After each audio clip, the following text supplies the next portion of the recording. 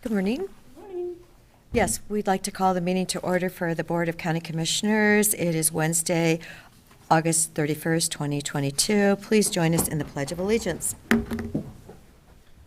pledge allegiance to the flag of the United States of America and to the republic for which it stands, one nation, under God, indivisible, with liberty and justice for all.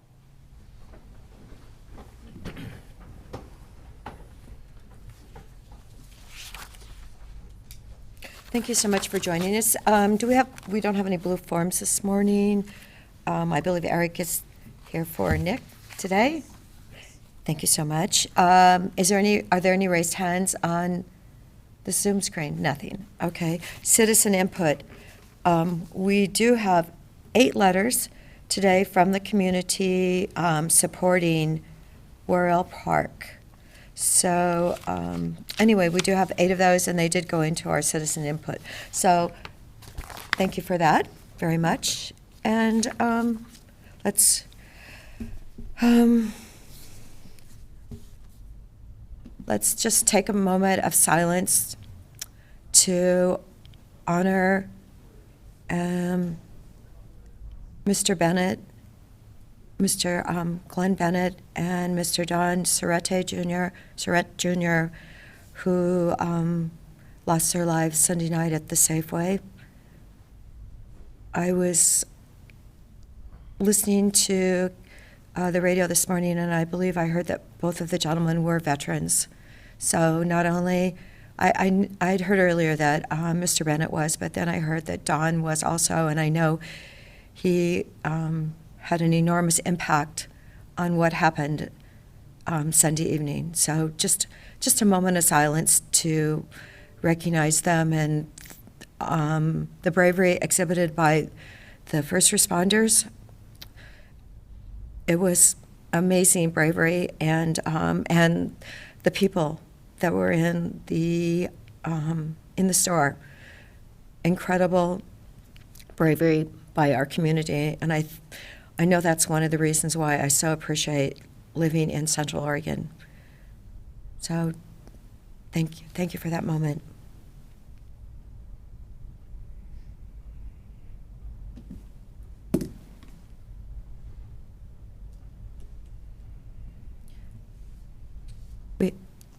We have a Thank you, Commissioner Dare. Well said. Well, and I also heard an amazing story about the corporal who heads the SWAT department, Jeffrey, and how he ran in. So, we have a lot to think about this week in our community. We have a consent agenda. I would also just add that if anyone's not aware already, the county is partnering in a community assistance center over at Pilot Butte Middle School to provide support and counseling for anyone who is grieving or traumatized right now in our community. And I hope when Janice comes to speak with us later today, she can give us a little bit more detail on that. But it's a great thing for us at the county to be publicizing for the community, because there's certainly many people were very directly or indirectly terrorized by Sunday's events. Thank you. Do we have any changes? With that, I'll move consent agenda. Moving on to our agenda. Okay. Second. Any further discussion? Mr. DeBonne? Yes. Commissioner Chang? Yes. And the chair votes yes. So the first item is a revised proclamation. Actually, next Monday is Labor Day. I know it changed, and then I left the final one on my It has been revised. Yeah, and I left it on my desk. Oh, And okay. I saw the change, and I just had it separated. Okay. Thank you so much. I think it was just more of a typo, but now I have the final version again. Okay, good. All right. Let's see. Can we read the proclamation and then declare it, or just go ahead? Will you read it and then move to adopt or approve Okay. the proclamation? Okay, so Commissioner DeBonne, do you want to read the first 4 whereases? Sure. So before the Board of Commissioners of Deschutes County, Oregon, a proclamation for Labor Day 2022. Whereas Monday, September 5th, 2022 is the country observes Labor Day. Whereas the origins of Labor Day in the United States trace back to 1882. And where in 1886, American laborers may have worked 18 to 20 hours a day. Whereas in 1887, Oregon became the first state to make it an official public holiday. Commissioner Chang, do you want to read the rest of the page? I will. Whereas 29 other states had joined by 1894 when President Grover Cleveland signed the law to make it a federal holiday, and whereas the U.S. Department of Labor shared the following official tribute to U.S. workers on Labor Day.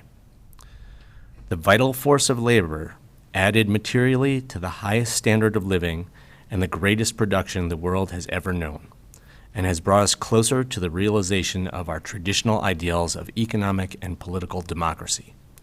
It is appropriate, therefore, that the nation pays tribute on Labor Day to the creator of so much of the nation's strength, freedom, and leadership, the American worker. And whereas Deschutes County Commissioners support a skilled workforce that is essential for economic growth and prosperity, and Whereas the opportunity to train the next generation of skilled workers rests with both the public and private sectors, and whereas Oregon State apprenticeship programs are an effective means of providing training and experience to individuals seeking to enter or advance in the workforce and offering the opportunity to earn family wages and receive excellent benefits while acquiring valuable and marketable skills, and let it be resolved that Deschutes County is committed to providing leadership in the area of economic development, dated this 31st day of August 2022 by the Deschutes County Board of Commissioners. So could we have a motion then for this proclamation, please? I move approval of this proclamation in support of Labor Day by Deschutes County. And I will second it. Any further discussion? Commissioner Chang? Well, so I would like to say a few words. Oh, This is our okay. moment now. So opportunity to Yes, acknowledge. yes, So, well, so the construction trades, what a great opportunity. Being the apprentice was mentioned in here, being able to have a living wage while learning and earning. Going through a 4-year program is the original 4-year degree. So there's some really fun, concepts in there. Also, right now, we're working with Penn's Contractors for our courthouse and Kirby Nagelhout for the Redmond Transfer Station, and Skanska out at our parole and probation. So we've got a lot of, general contractors and subs out there working for Deschutes County. So it's really exciting seeing that, in this time of real dynamic economy and interest rates.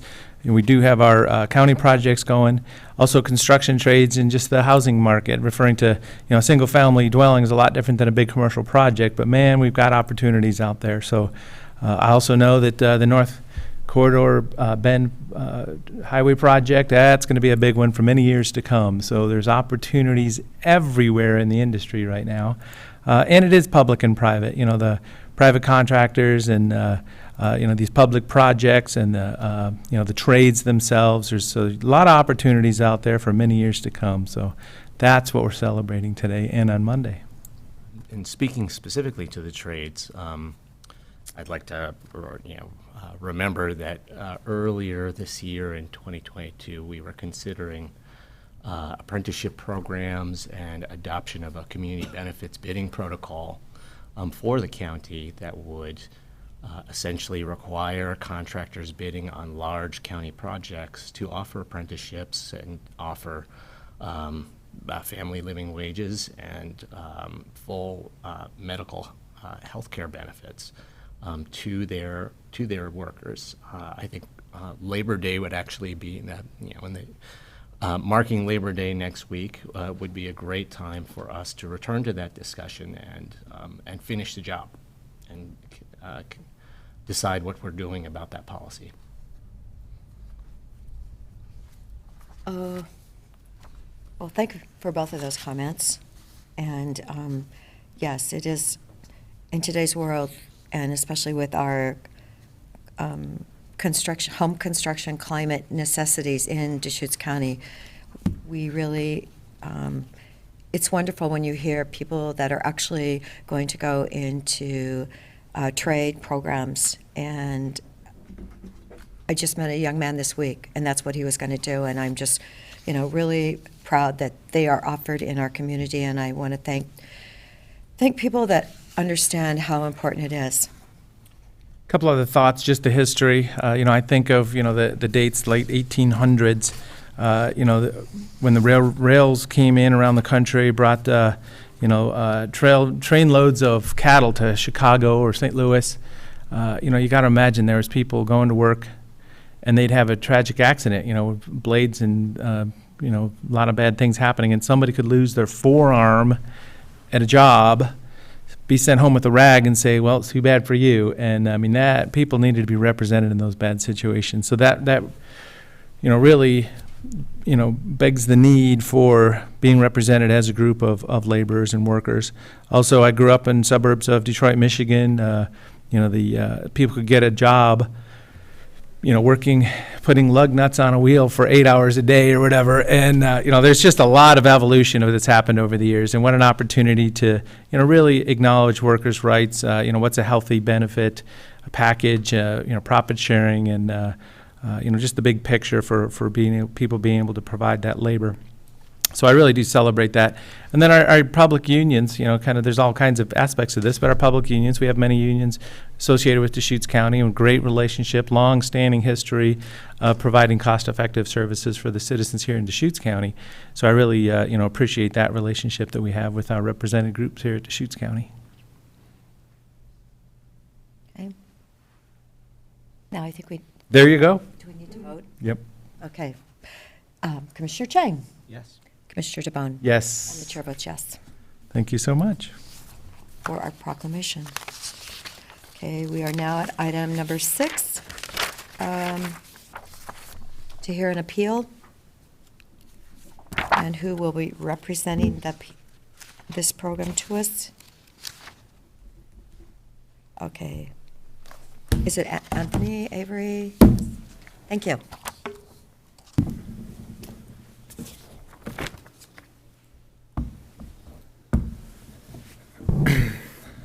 Good morning, Commissioners. For the record, my name is Avery Johnson. I'm an assistant planner for the Deschutes County Planning Division. The item in front of you today is an appeal for a declaratory ruling on an initiation of use for a guest ranch. The subject property is located at 71017 Indian Ford Road in Sisters. This application was referred to a hearings officer who ruled that $900,000 in expenses represents a good faith effort to establish the guest ranch, and therefore the guest ranch was initiated. Central Oregon Land Watch then filed a timely appeal of this hearings officer decision, which argues the hearings officer misinterpreted particular code sections. Staff notes all the issues raised on appeal were addressed by the hearings officer. All parties were provided an opportunity to present evidence and testimony before the hearings officer. The hearings officer decision is well-reasoned and can be supported by the record. And for these reasons, staff recommends the board not hear this appeal. Staff is now available for any questions. One question I have is whether this is likely going to LUBA regardless of the decision that we make today. There is a Will, do you? possibility. Will looks like he wants to say something. Good morning, Commissioners. For the record, Will Groves, your planning manager. I think that this one is going on to LUBA. So one of the things that we have locally in our county code is an initiation of use provision, which allows an applicant to argue that although they didn't literally do the thing they were supposed to do in the time allotted, that they made a significant good faith effort. And there's some rules in Title 22 that talk about what that constitutes, that the hearings officer made good and significant findings about. And this matter has not been to LUBA before, how these provisions work. So I think that, obviously for groups that are concerned with expansion of development, seeing permits that aren't activated in a timely manner is, in their opinion, is something that they'd like to see extinguished. And so I think that we saw there's another appeal of a similar issue going on at the same time. So I think that groups are looking for adjudication at the state level of this issue. So I would expect this to go to LUBA as well as at least a few others in a row as our local code is settled at the state. So this initiation of use provision, that is our code. Yes. So that is the existence of that, and what that provision says is a matter of local decision. Yes. But how does LUBA look at that? I mean, I guess I'm going to the deference question. I mean, will they look at that and say, okay, you wrote this code, it says this, we will defer to your interpretation of the code? Or is this more of a state legal question that LUBA will decide whether our code provisions are valid or are valid or acting within our authority, or whether they're kind of I guess the question is this about is what's going to be debated is the validity of our code provisions or our interpretation of our code provisions? And legal counsel can jump in if I don't get 100% on this answer. So this is a matter that is local code, and it's a matter that's been decided by the hearings officers. So the posture before LUBA is that they have, and it's an interpretive question. So the posture before LUBA is that they have an open opportunity to make their own interpretation. They can look at what the hearings officer said, but no special deference is given to the hearings officer's interpretation in that process.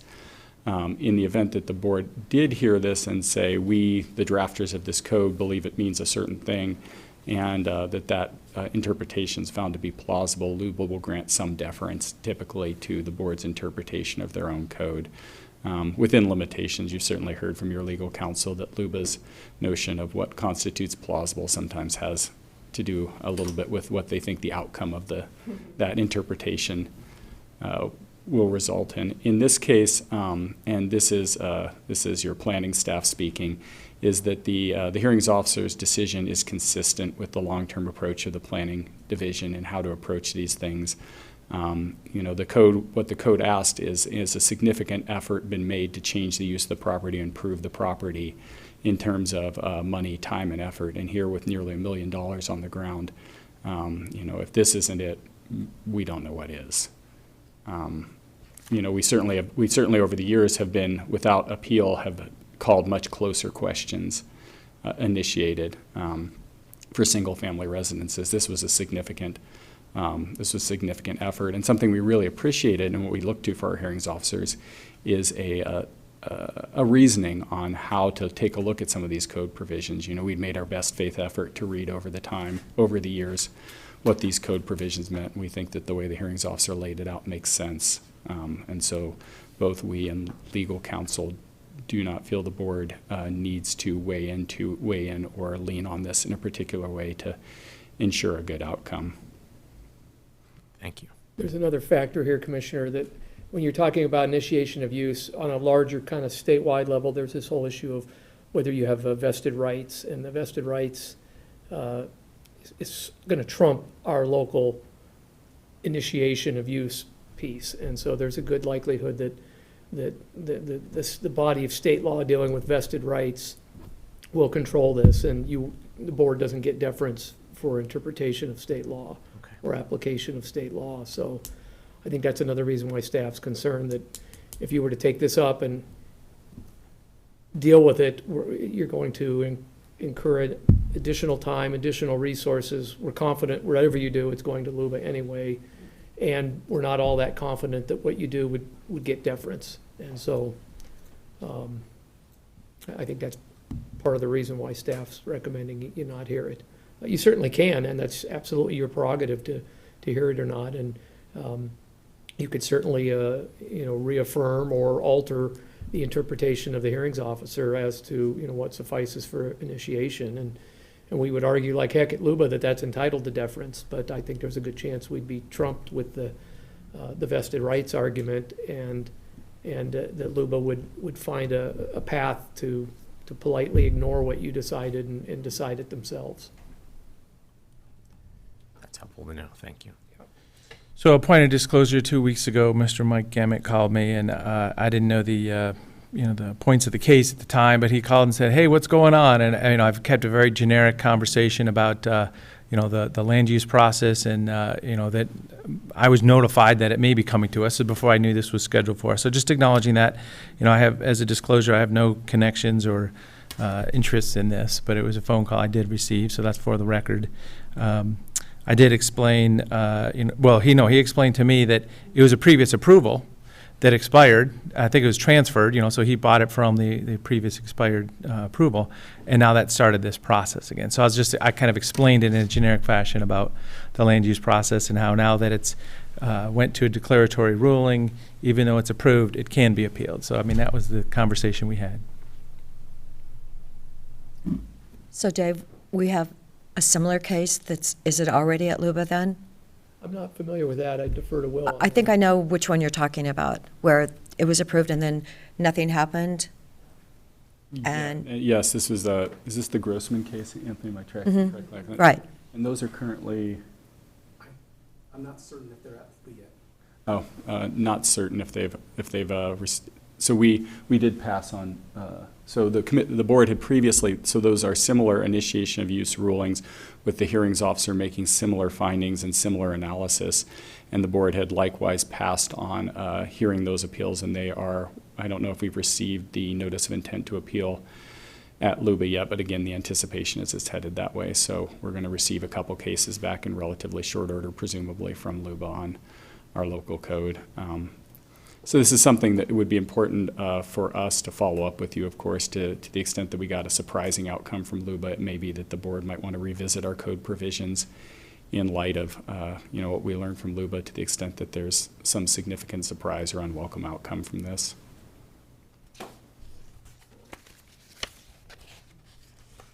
I guess one other thing I would ask about this is, for Land Watch or other people who are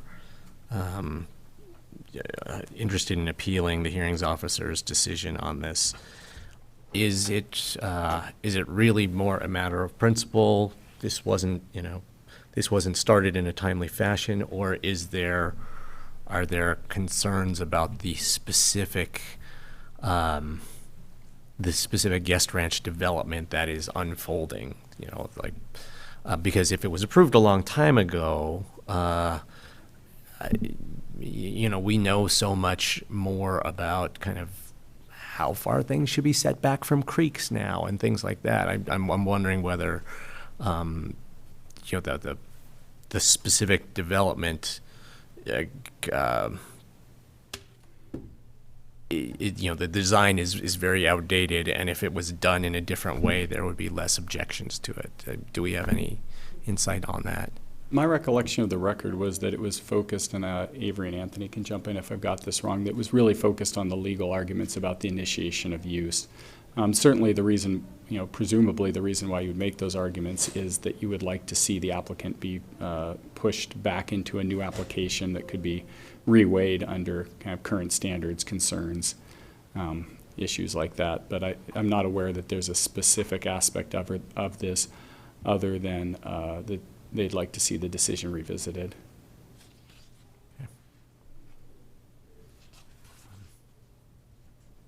And one of your points, I believe, was that because it was abandoned for a period of time, but then when they started up again, they're following all new regulations. They're still stuck to the original conditions of approval that were. The original? Mm-hmm. Okay.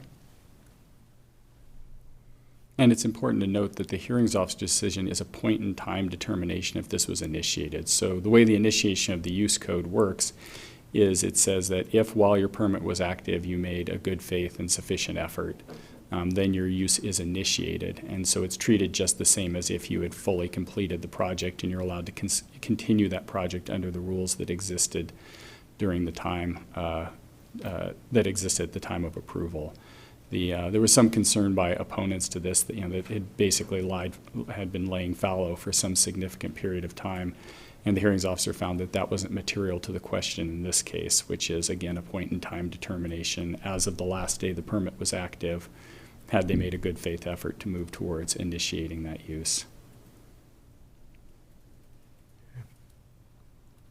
So Will, are you saying that the 900,000 was spent up to that point in time? That's correct. So the way the code's structured is that only those expenditures undertaken while the permit is active would count towards this. There's an assumption that, if the permit's gone invalid and then suddenly the applicant spent a lot of money on it, that the code doesn't provide for those expenditures to be counted.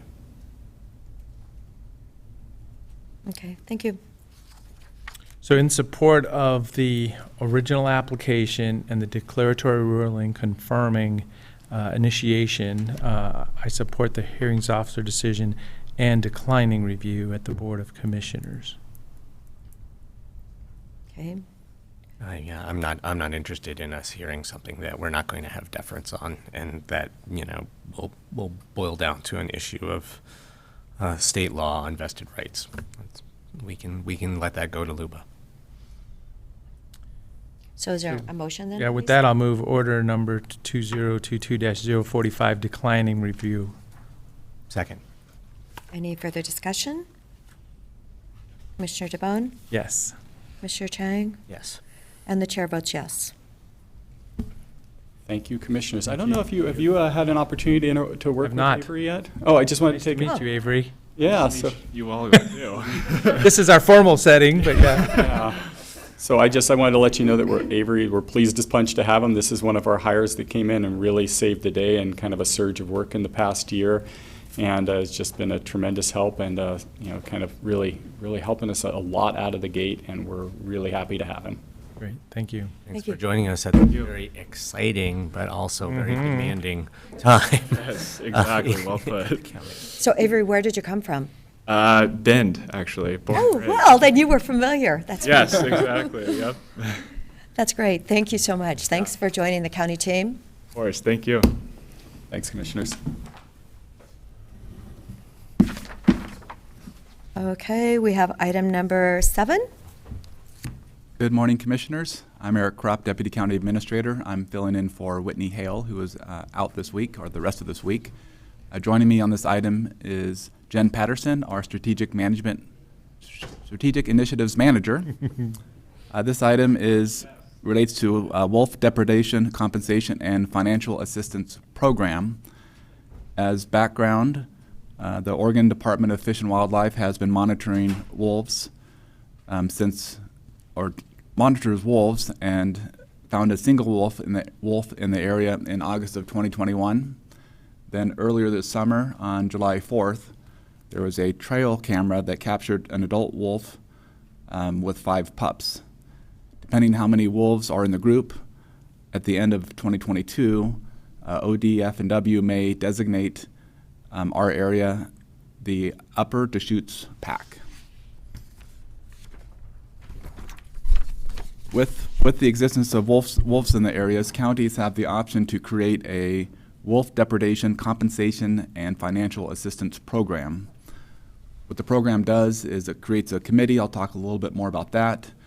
And the committee's purpose is to designate funds to livestock and to designate funds for ranchers who are damaged by wolves in terms of missing, killed, or injured livestock and working dogs.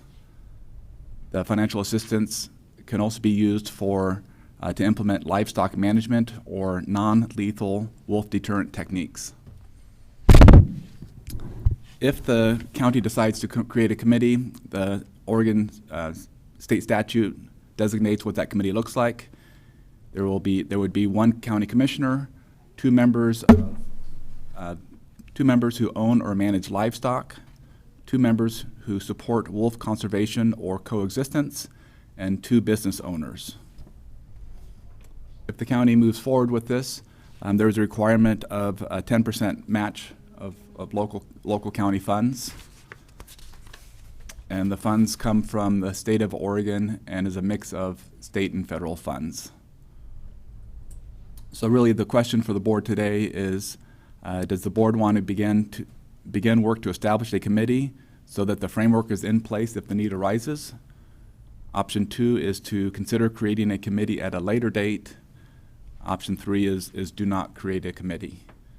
The board can direct staff today, or if the board would like, staff could come back at a later date for board direction. And with that, we're happy to answer any questions. I'd like to reframe the question of when the need arises, because one of the things that formation of a committee will do for us is give us access, or give our livestock owners access to funds in case there is a depredation in the county. But one of the other things it does is it gives us access to prevention dollars so that we could hopefully avoid depredation from happening in the first place. So in my mind, when the need arises has already arrived. If we're talking about prevention having access to prevention dollars, there is this area of known wolf activity on the south end of the county, and we also know that there have been substantial wolf sightings in the Metolius area. So the wolves are here in the central eastern Cascades, and I don't think there's a need to wait until we have a depredation event for us to start thinking about prevention of those incidents, and also there's no need to wait until a depredation happens for us to scramble to set up a committee to be able to support our people who own livestock in our community, and people who are interested in seeing these wolves peacefully coexist with our community. And I know per my research, wolves travel perhaps up to 30 miles a day. They can travel. And I did learn that river otters can travel 18 miles a day, because we had them before Christmas at my killing on my koi. So I thought they didn't kill all of them, but they did. Anyway, we do have Wolves Lower Bridge going west. Those are probably the Metolius ones. I know I was given photographs of 3 of them in that area. So yeah, it makes sense to do something now. They are on the north and the south end of our county.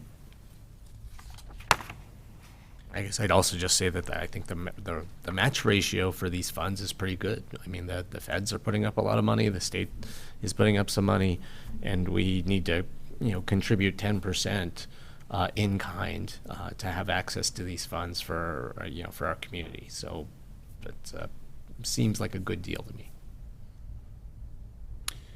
So we're talking about a wolf depredation compensation and financial assistance program. I just want to get back to the concept here. So a wolf is an alpha species, aggressive killer. So we're talking about depredation, which is killing, the wolf killing committee. So I'm just acknowledging that. We talk about depredation like, oh, there's something might happen someday. We have dog licenses because dogs can form packs and get very aggressive. So we're talking about wolves here. Just putting it in perspective. Let's not sugarcoat the fact that we're saying hello to an alpha species being reestablished in our community. And I support the committee, and this is the discussion we can have. It'd be nice if a pack of wolves just, found a wild animal and ate in a nice dining situation, but we're talking about killing livestock, but it could also be, residential animals, and it could be a threat possibly to the community. So I'm just acknowledging that we're talking about depredation, but it's really the wolf kill situation that we're dealing with here. So I'm supportive of the committee. I'll even offer to be on it. I don't know if there's decisions for that today. The business case, when we talk about 10% match, can we justify that with our FTE support already, or are we going to be, is it kind of already in the budget because of our FTE support, or do we need to schedule It's likely already in the dollars? budget because of the FTE. Yep. Be the in-kind. So we're kind of already there if we just allocate enough time, FTE time. Yeah. So yeah, I'm supportive of the committee also. Okay. So we should make a motion then? Yes, and I don't know if anybody is here to speak on the item. That we were contacted by somebody who wanted to make a comment. I'm not sure if they're in the room or on. Oh, that's right. Is there anyone here that does care to make a comment? Is there anybody on? Anyone raised hand, Stephanie? Nobody's raised hand? Okay. Any other comments you wanted to add, Jen? So yeah, Jen Patterson, thank you very much. You put the memo together, kind of got the big picture, and brought it to us here today. So thank you very much for being here with some resources to get us organized on this topic. You're welcome. Happy to answer any other questions if you have them. I would also say I'm happy to serve on this committee if we vote to form it. Okay, should the committee be formed today? You could direct staff to create the program, and then we'll come back with some more formal documents to approve. All right. Or I would direct staff to create the program, and then we can come back. Okay, so is there a motion for that? I'll move approval for creating the Wolf Depredation Compensation and Financial Assistance Program at Deschutes County. Second. Any further discussion? Jen, do you happen to know how many wolves are in the state? The number they're giving out? I don't, but I'll look into that and get that back to you. Okay, all right. And email around after this meeting. It's over 120. Oh, it was over that in like 2015. I was talking to the people in Wallowa. I know they've had significant issues up there and in the Starkey area, and so it seems like the population is growing. All right, so Commissioner DeBonne, Yes. Commissioner Chang, Yes. and the chair votes yes. Great. Thank you. Thank you. Okay, we have item number 8.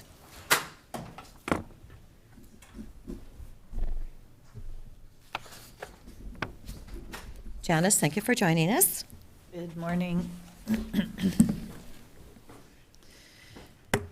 Good morning, Commissioners. Janice Garceau for the record, Director of Behavioral Health for Deschutes County Health Services. I am here this morning to request consideration and approval to accept funds for signature on document number 2022-735, which allows us to receive funds from the Oregon Health Authority for the Measure 110 BERN grant, which stands for Behavioral Health Resource Network.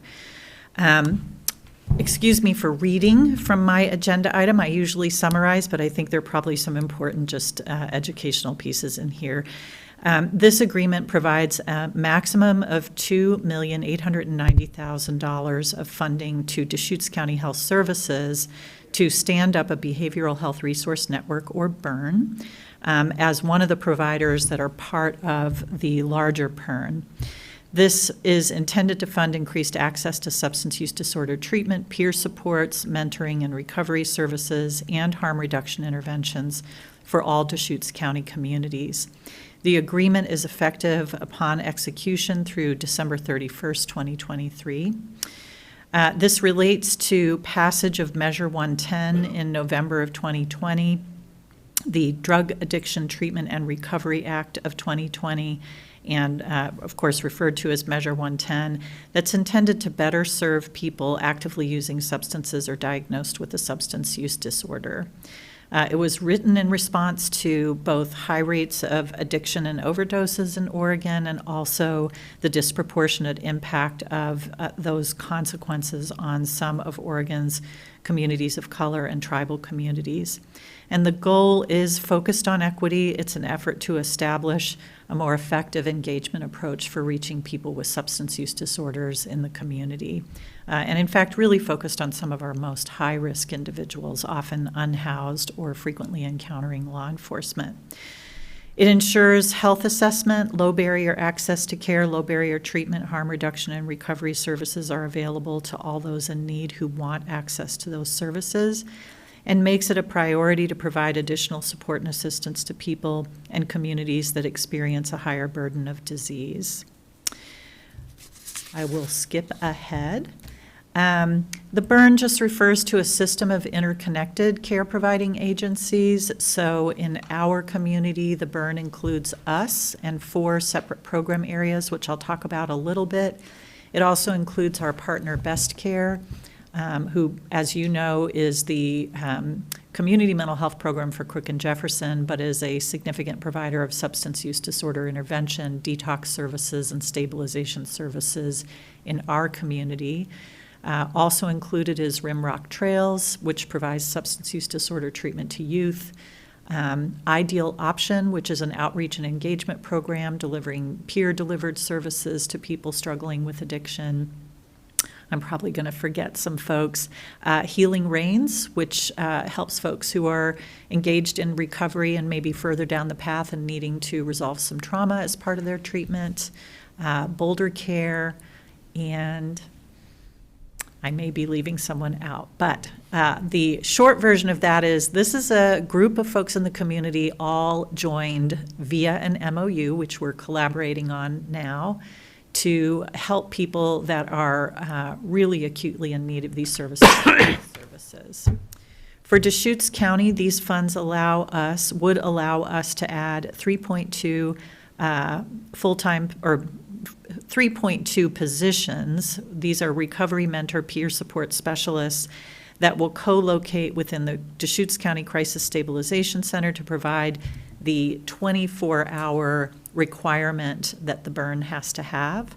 A recovery mentor and peer support specialist and a behavioral health case manager to be co-located at the DROP, so to add these services for our at-risk youth population.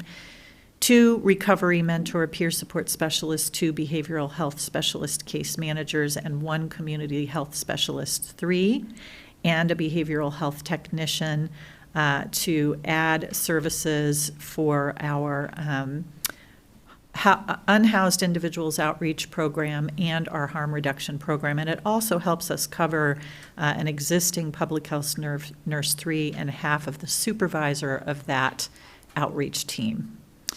So that's quite a bit of FTE, and I actually have the positions on my phone if you would like more detail. But our hope today is to receive your approval to accept these funds and to begin the process of generating the FTE and beginning recruitment to fill the positions. Janice, my question to you, when you said services available to those who need and want access to them. Correct. Okay, who's signing up for this? I saw the number was like minimal, not even minimal. It barely made a drop. And then I did see that our overdoses have doubled since 19. That was like on page 7, buried at the bottom of it in the bulletin the other day. And I'm just wondering, who is really going to sign up? It doesn't seem like people are signing up to get help. Yeah, so we don't have any local statistics on that because we haven't added these services yet. So we wouldn't have anyone that's signed up for these services in our region. But what about the overdose deaths? But the overdose deaths in Deschutes County and in the state, frankly, have gone up, have probably doubled. I know that the statistic statewide is a 22% increase in overdose deaths and a significant increase in overdose visits to the ED. So we're experiencing a profound crisis in terms of overdose, and that has not changed in the last 2 years. It has just continued to climb. Can you, maybe another way to get at what Commissioner Dare is asking is, can you describe, even if qualitatively, how the demand for treatment services is changing? I mean, so we know that people are we certainly know that there's substance use issues out in our community, and it's a big problem. But is there? I guess maybe another way to rephrase that question is is the demand there to use all this capacity that's being created? We hope to help create the demand with intensive outreach and engagement. So the reality of the service population targeted by these funds is that it's a population of individuals that can be very difficult to engage in services, either by virtue of They're being in communities that we don't access as frequently as we might, like encampments or other places where people live if they don't have housing. Or the depth of symptoms they're experiencing related to either their substance use disorder or their mental health disorder, or frankly, in many instances, both. So as you know very well, and we've talked about this before, this is really an effort on the part of legislators and policymakers to divert people who would normally come into contact with law enforcement and be incarcerated into outreach and engagement and treatment efforts. So that requires the ability to engage people in some really non-traditional ways, because often some of these folks have been engaged by coming into contact with law enforcement. So this is a paradigm shift. It is a process shift, and it's an experiment, and it will take some real learning and some real boots-on-the-ground effort with individuals who have avoided services in the past out of fear or the degree of illness they're experiencing to come into services. Right. I hope that gets closer to answering the question. Yeah. Yeah, and then I can add on that and say, looking at the list of the positions that are going to be added, I'm seeing a whole lot of peer support specialists, and we really, it seems like we've learned a great deal in the last couple of years about how effective peer support specialists are in engaging people and bringing them in, or getting them to plug into treatment and support services. So that sounds like it sounds like a good approach. I mean, if our goal is to get more people to come in for treatment, and then offer these expanded treatment services, it seems like it's a proven approach to getting people in for support and services. At least in our experience in our community, it is a proven approach. Some of our programs that have been that historically struggled to connect people to services and have been much more successful, for example, our forensic diversion program or our intensive forensic services team, which is really our aid and assist team, they rely heavily on peer support specialists, and that model has been far more successful than sending a, quote, clinician. And we have wonderful, talented clinicians and some with lived experience, but it is not the same as a peer service, which is a person who has very immediate, close lived experience with addiction or mental illness that can do outreach and build hope. So we've seen that having real success in our community, and we hope to really capitalize on that and expand on that with this effort. So I'm supportive of this effort. We've got real problems out there right now. I was just talking to somebody who pointed out that used to be, when a benefits check or Social Security check would come in, somebody would make a choice and purchase drugs and be impaired for a while, but it's happening all month long that I was notified. People are, impaired all month long with the current drug supply that's out there. So we really have a bad situation. Yeah. I got to imagine, we're going to try to help some people, but we're going to see more people falling into these cycles than we can help. And this is good resources to have, but the big picture is it's not a good situation anywhere right now. Yeah, thank you, Commissioner. I think that you're accurate. We are really concerned about our community. We work with these folks, next to these folks, and really suffer when they don't have a good outcome and when they experience consequences of their addiction.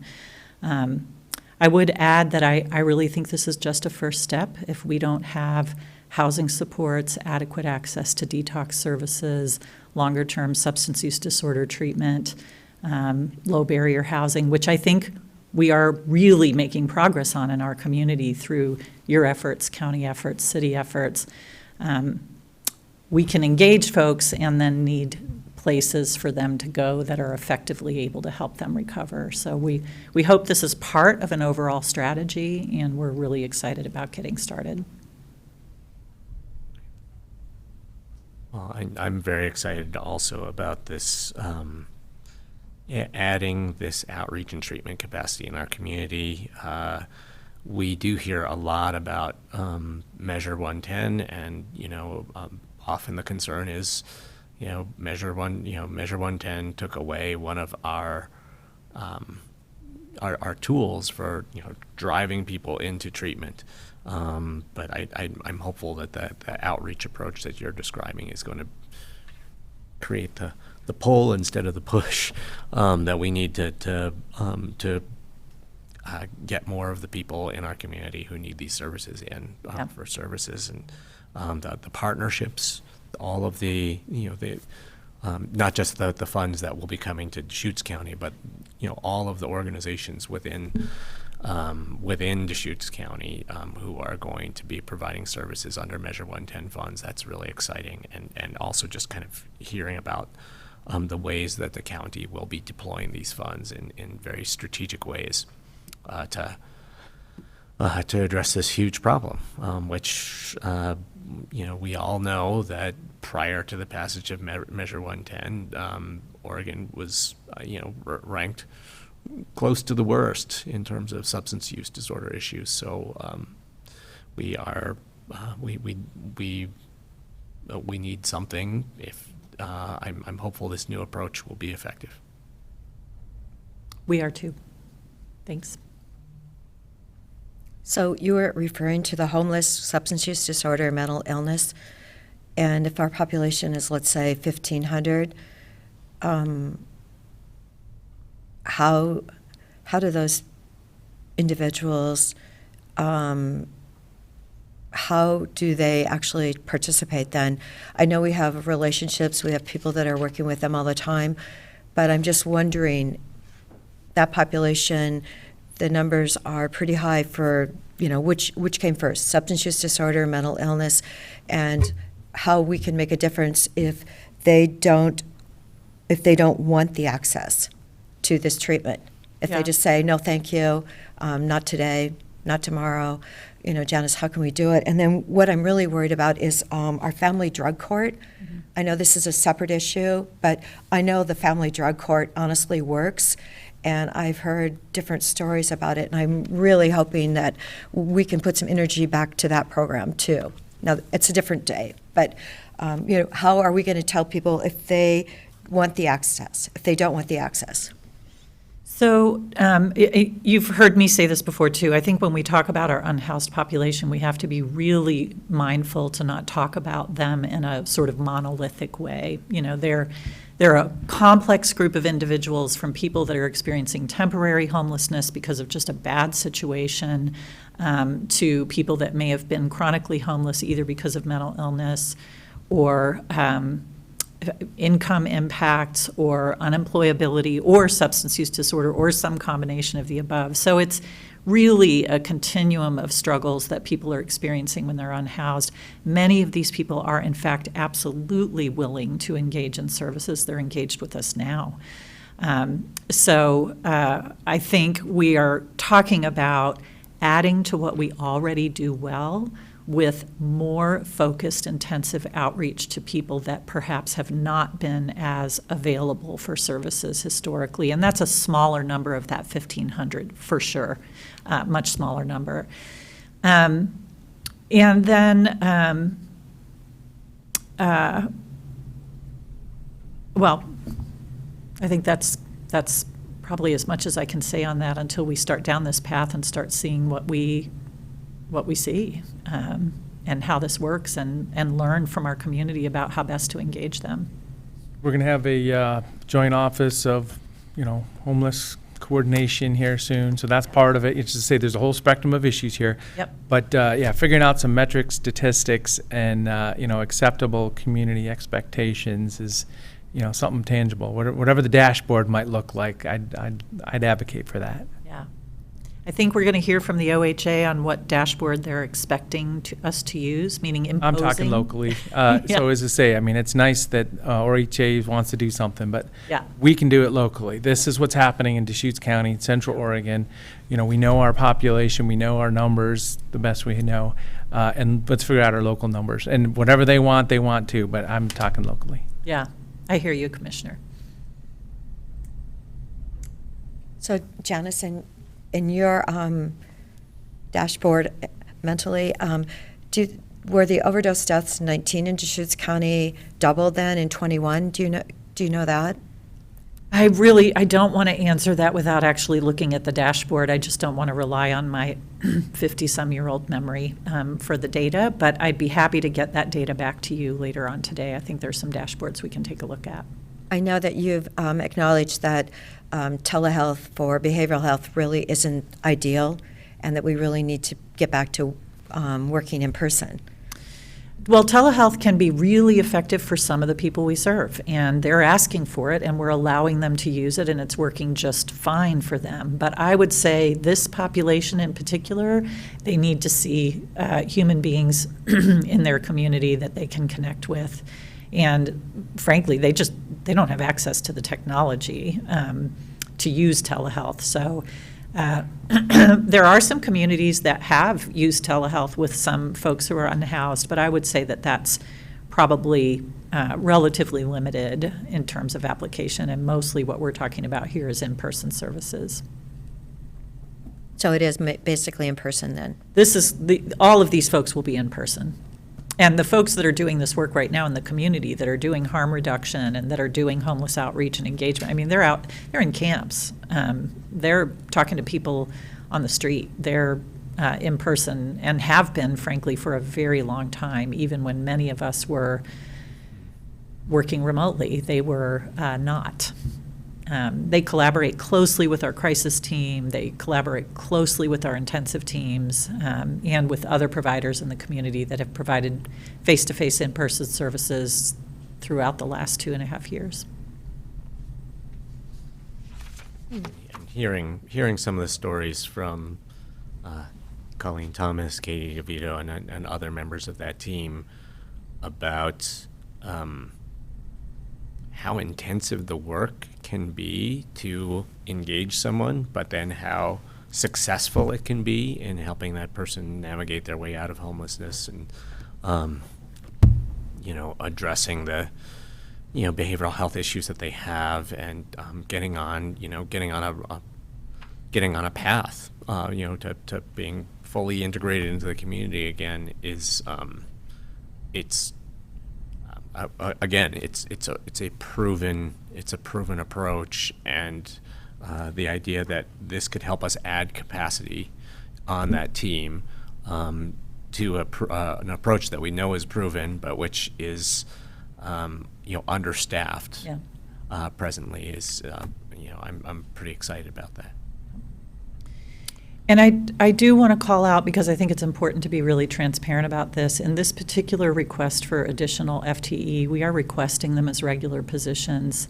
That we had a conversation, Eric participated, Dan, Emerson, Cheryl, about the fact that this is a measure that was passed, funds are likely to continue, and recruiting for this many staff at this level into limited duration positions would be could potentially tank the entire program, frankly. It would be very difficult.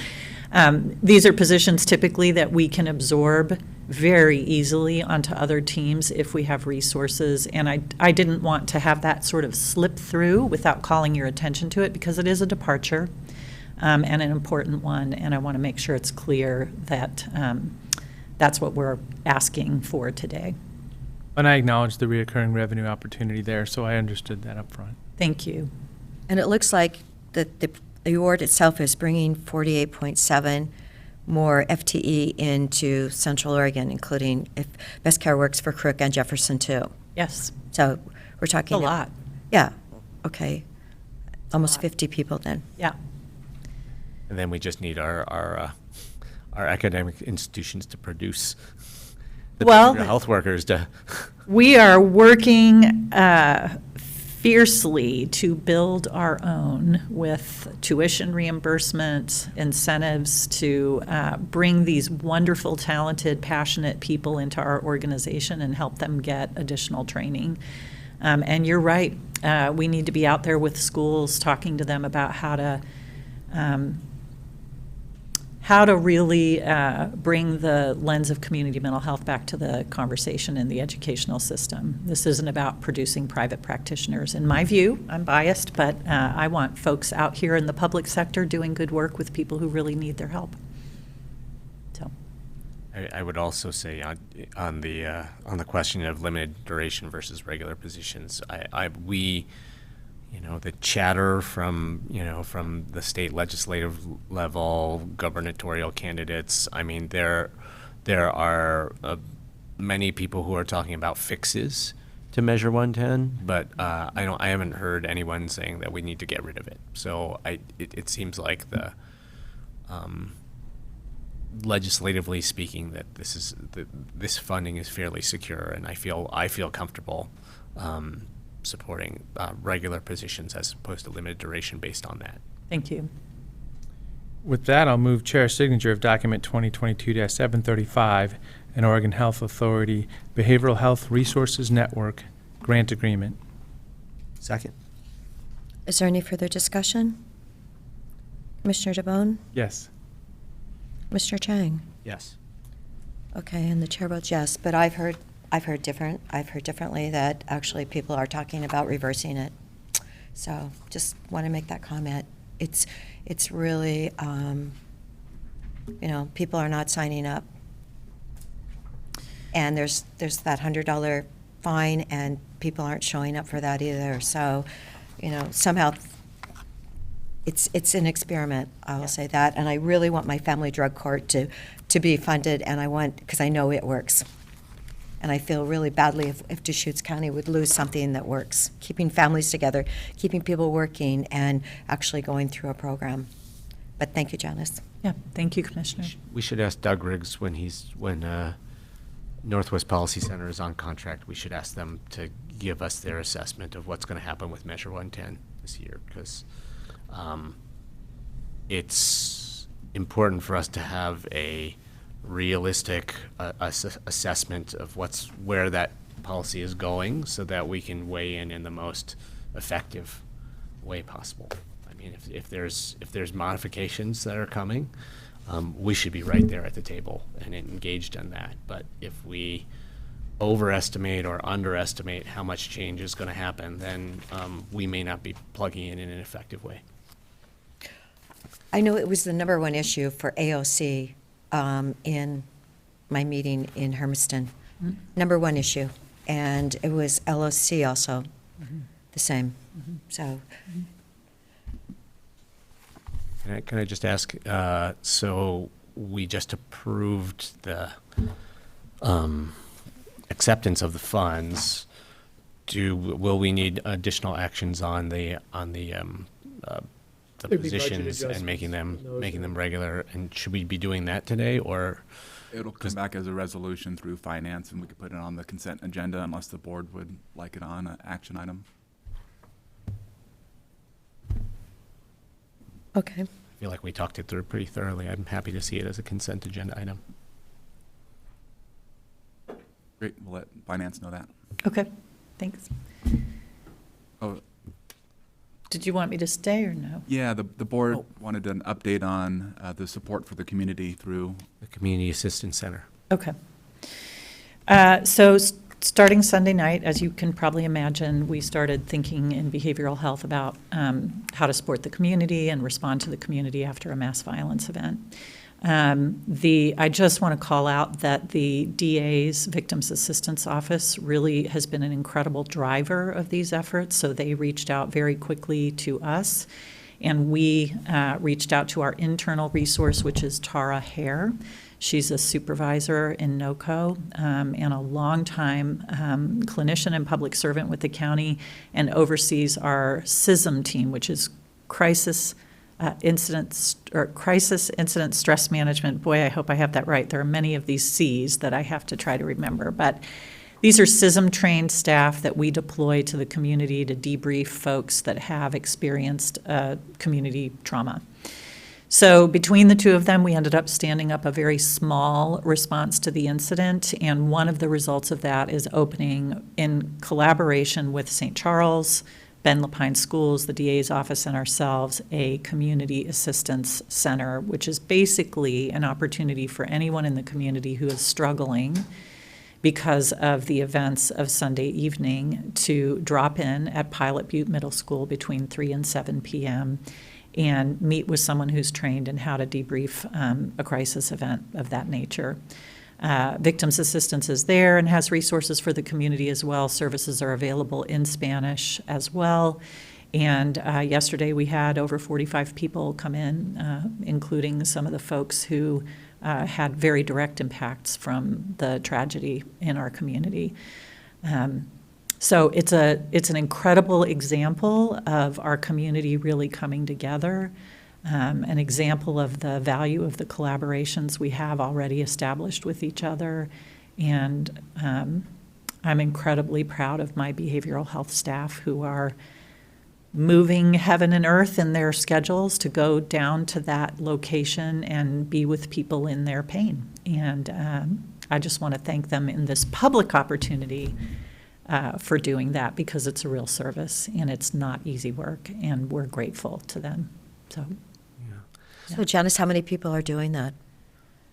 Oh, gosh, I don't have the list in front of me, but I would say probably 20 of our staff are involved. A handful of St. Charles staff are involved. The Victims Assistance Office through the DA has had folks on site. Our chaplaincy has been involved. And Ben Lapine Schools has helped us staff the small incident team we have meeting every morning at 7:30, thinking about how to support the community. So it's quite a number of staff. If this is short-term, I think we're good. If the community continues to express a need, we may need to think about expanding that effort and asking for some help from other entities.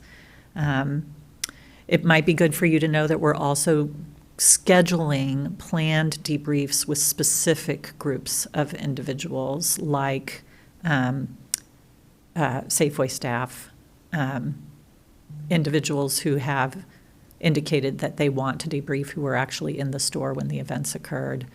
The City of Bend has reached out. We're talking with them about how we can support them in a debrief. So staff are doing more than just staffing the center. They're responding to specific groups that have made a specific outreach for a private debrief opportunity. Quick question, the staff that are certified, how did they get certified, and was that through a grant? I just try to tie things together because things come through for approvals, and it's just good for me to hear. Yeah, we actually just they go through what's called CISM training. There is a cost. I don't have the exact amount in front of me. It's not a grant that funds it. It's something we pay for because it's a service we feel that the community mental health program should always be prepared to provide to the community. We just trained a new group of staff. They literally finished their training August 15th. And the first thing they did was put up their hand and offer to come help the community. We do have several people there that are not CISM trained, but they're trained clinicians. They deal with crises all the time. They're surrounded by CISM trained individuals. So we've really been willing to welcome them to offer support as well. Great, thank you. Yep. Well, and a special thanks to the staff, and Thank you. we know that being prepared is part of the process, and you can't do that at the last minute. So, I mean, that's one of the themes in the health department for a lot of efforts. You know, we've been through COVID and now this event, very traumatic event, and life goes on. You know, so thank you very much for helping people get centered again and stabilized. Yeah, and life does go on, and communities do recover. And part of recovering is getting help quickly and soon, so that the imprint of these events doesn't linger. So we really hope people are paying attention to their hearts and their bodies and putting up their hand and asking for help if they feel like they just need to talk. Everyone is welcome. It's a good step to take. So Great. Thank you for your time. Thank you, Janice. Yeah. No, and please express our thanks to the team that's going over and stepping up and changing their schedule to be there. So that really means a lot. Yes. I will. I'll share this recording for them so they can see that themselves. So I really appreciate the kind words for staff. Thank you. Okay. Other items. Item number 9 was pulled. So hopefully we'll have that at a later date. Do you know why that was pulled, Eric? I don't know why. Because I was looking forward to that. I think that's a great group. I heard from Reverend Spate that she is planning to come in, if not next week, the week after. So someone is working on scheduling that, at a later date in just a couple weeks. Okey doke. All right, other items? We got a couple things. National Association of Counties Telecommunications and Technology Committee. I've been, nominated and reappointed to that committee. So when NACO happens, either in the legislative in February or in July, I'm able to go to that Telecommunications Technology Committee. Just like the State Interoperability Executive Council and the broadband expansion dollars, there's a lot of topics that are coming in that have money behind them right now. So it's really a good spot to hear the big picture across the country and advocate for Oregon. Association of Oregon Counties, more locally, there's a bylaw committee, so there's going to be some proposed changes for the bylaws of AOC. The really substantive item is the election process, notifying, within a day and a half before the election of your intention to run for AOC's second vice president or the treasurer or secretary positions. So we're going to have our District 2 meeting up in Jefferson County on September 23rd, a couple weeks from now. So that'll be where the bylaws are laid out. We'll have them before that meeting. As I say, the substantive change is just that notification of running for a position. There's some other just clarification words in there to be discussed at AOC in November in Eugene. I was able to attend the flag raising ceremony in La Pine yesterday. So this was at the Frontier Heritage Park. It's kind of the downtown park of the Park District. The veterans groups had put together this little, kind of memorial area thanking veterans, and brand new flagpoles, full set of flagpoles, American flag, all the different branches. So it's just a real positive moment yesterday in the park in La Pine. And then we all attended County College last night. So we kicked off a 10-week program for County College. There's probably a seat or two open, too. So if anybody's following this and hears about it, they could join us for County College, where you learn about all the different departments, elected officials, services, and ask questions to the staff directly here in Deschutes County. It happens to be every Tuesday night, so there are 10 more weeks of it, and it ends on November 8th. So exciting night to have it be the end. A couple of other items I'll mention. I attended the community vigil on Monday night following the tragic events of Sunday evening, and it was a very powerful and brief and intense and very healing ceremony and event. That's where I saw Reverend Spate, and it was a great. The purpose of that event was just helping people grieve and supporting them in their process of healing. There wasn't a whole lot of discussion about what do we do to prevent gun violence in our community in the future, but I could tell from some of the feeling in that group that that's where I think some of that energy is going to go in the future. So just kind of know that that's on the radar screen. On Friday, we had a work group meeting for the Deschutes Basin Water Collaborative, and that group is, after many months of being sort of high-centered on what the comprehensive basin plan that it's not the whole Upper Deschutes Basin. It's really the focus is on the Upper Deschutes and Tumalo Creek, a little bit on Waichus, but it doesn't cover the Crooked, and it doesn't reach some of the small tributaries down by Lake Billy Chinook. But that just goes to say that plan for substantial water conservation activities in agriculture and in other places, so that there is more water to go around as we try to respond to drought and maintain resiliency there. That plan is moving forward, and I'll be very excited to see how it fleshes out over the next few months. those were well, one other thing I wanted to just raise and ask about with my fellow commissioners was we received a request to do a proclamation on behalf of commemorating the anniversary of the creation of the Death with Dignity program in the state of Oregon, which I guess that day is October 27th. So I would like for us to respond to that request, and I'm just curious whether there would be support for doing a proclamation or not. I would support. Okay. I was actually at the community vigil also. Yes, grieving and going forward from this point. I'm sure, as a Safeway shopper, I know you'll never, people here will probably never walk into the store again without really paying attention to your surroundings.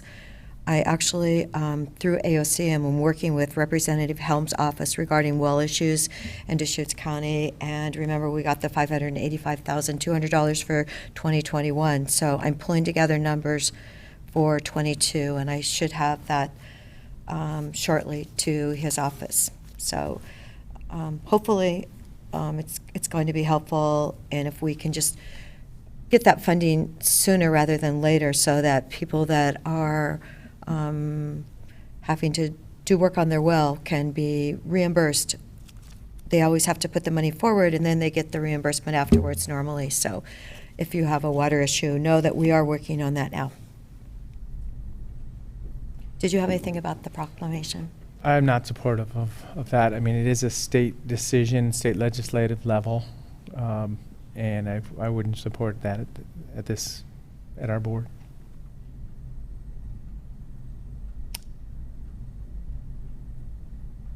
I know. As someone who just lost their mother, it's interesting. Honestly, it doesn't get easier. I miss my mom every day. Mm-hmm. So, yeah.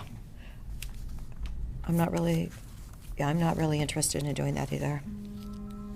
So do we now need to go, any other items for other? So if Mr. Hanner's joined us, if you want to get a photo for the proclamation, possibly, if he wants to do that, just offering. Would you like to? I mean, since you're in the room, we can get all of us together. I had one other item. Okay. We received the invoice for the Eastern Oregon Counties Association. It's an annual amount. The amount is $12,500, which is consistent to the last 2 years. There's also an optional amount for the Blue Mountain Intergovernmental Committee, which is $5,000, and another optional amount for the Eastern Oregon Economic Summit.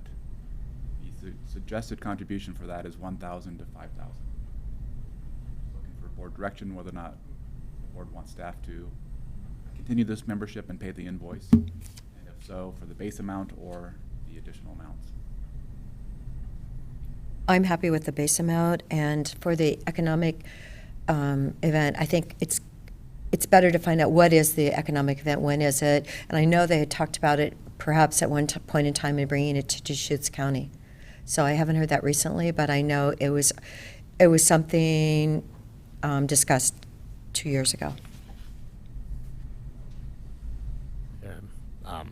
There are 3 commissioners. There's only really opportunities for one commissioner to participate, given our state's public meeting laws, and so from what I can track and from what I hear from my fellow commissioners about the Eastern Oregon group, I'm not seeing a whole lot of value in it.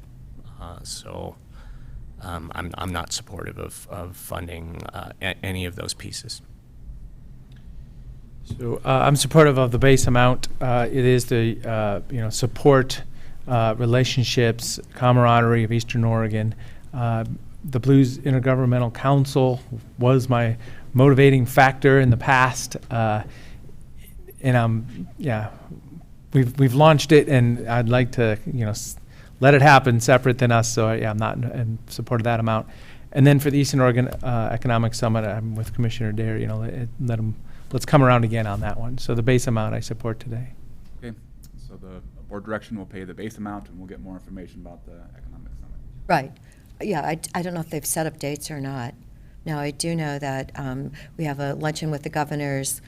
It's actually the governor's luncheon Friday of Roundup Week, but the governor won't be there. So that will be something I signed up to go to that.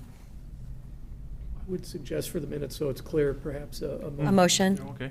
to approve payment of the base amount. So I'll move approval of the base amount for Eastern Oregon Counties Association, the amount of $12,500. And I'll second it. Any further discussion?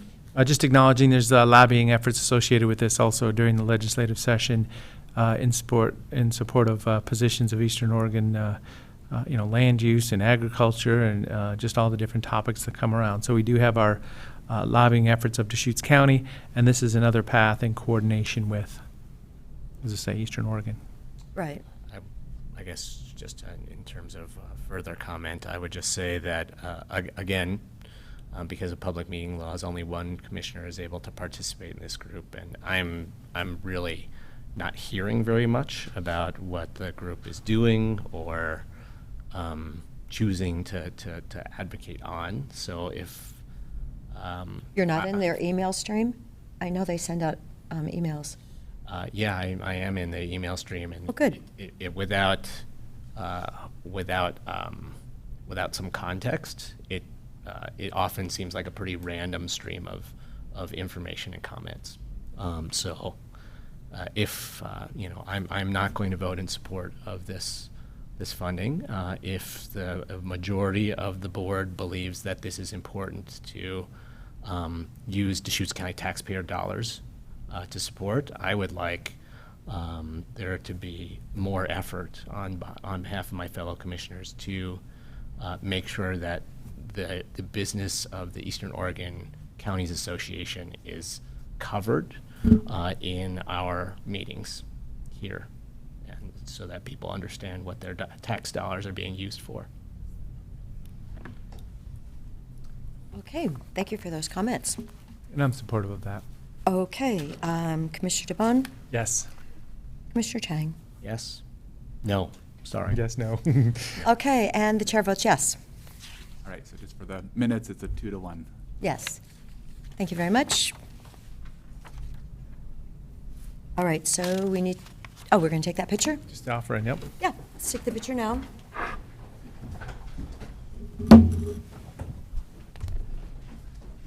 Good, I wear mine. Okay, good. There's the photo. I think it's not that Eric Rion, big flag. Yeah. Good. We'll get a signed copy of this scan and sent out. Thanks for joining us. Good to see you. I'll find out. You can come on in.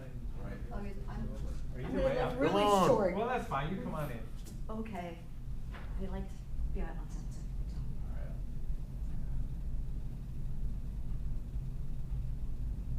All right. I'll email to the 3 commissioners. Do you have a card I can email directly to you? Yeah, I'll get Okay. Thank goodness I wore heels, right? There you Could have go. been in my flats.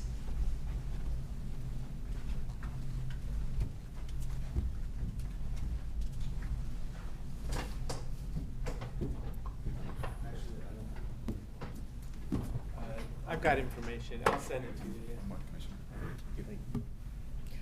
Okay, I believe we need to go to executive. Stephanie, please.